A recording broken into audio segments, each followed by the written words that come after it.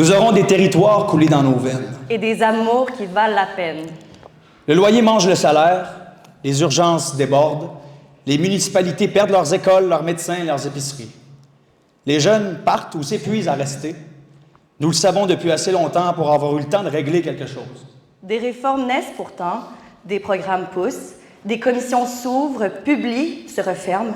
Pendant ce temps, les décisions qui comptent vraiment sur l'argent, sur le logement, sur les taux qu'ils étranglent, se prennent ailleurs, par d'autres, pour un pays dont le Québec n'est qu'une province parmi tant d'autres. Nous ne proposons pas une réforme de plus. Nous proposons de changer le cadre. Le statu quo. Le mot semble stable, presque rassurant. Il ne l'est pas. Le statu quo se lève chaque matin, signe des chèques, envoie des factures.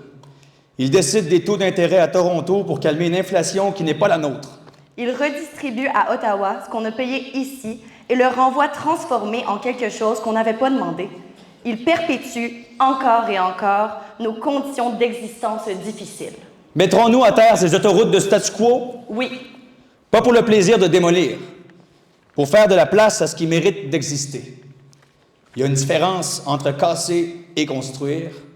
Nous la connaissons, nous choisissons les deux dans cet ordre. Je me souviens. Pourtant, nous avons oublié.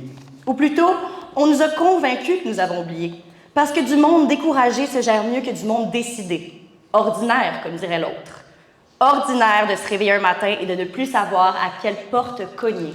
Nous avons oublié qu'il existait autrefois des espaces où les idées circulaient sans algorithme pour les trier. Les cuisines, les sous-sols reconvertis, les assemblées syndicales, nous les avons échangées contre un fil de nouvelles qui génère des profits quand on se déteste.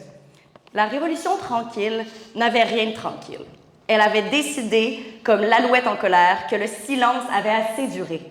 Les caisses pop, les coops, les CPE, c'est le peuple qui a bougé en premier. L'État ne fait que ratifier. Nous recommençons maintenant. Quand on choisit de venir ici, quand on réapprend à exister dans une nouvelle langue, dans un nouveau froid, on apprend à connaître ce pays d'une façon que nous ne connaissons pas lorsque nous venons d'ici. Cette vision du pays à bâtir, nous ne l'avons pas assez entendue.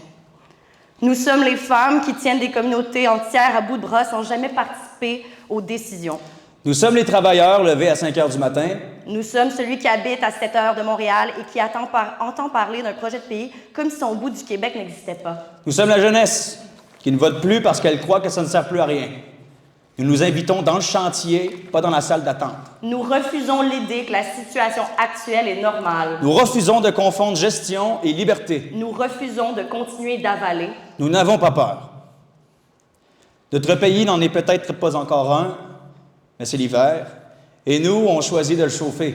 Nous choisissons l'indépendance du Québec. Pas parce qu'elle est parfaite, Pas parce qu'elle est sans risque. pas parce qu'elle seule touche au cadre plutôt qu'aux symptômes. Parce qu'être souverain, ce n'est pas être parfait, c'est être responsable. Ce projet n'appartient à aucun parti. Il appartient à celles et ceux que le signent, qui acceptent en le signant d'en devenir responsables. Le monde ne change pas quand les gens sont prêts. Il change quand les gens en ont assez de faire semblant que c'est correct. Nous avons assez fait semblant. Nous ne demandons pas de suivre quelqu'un, nous invitons à faire quelque chose. Les fondateuristes du Québec n'ont pas attendu qu'on leur donne un pays. Elles et ils l'ont bâti.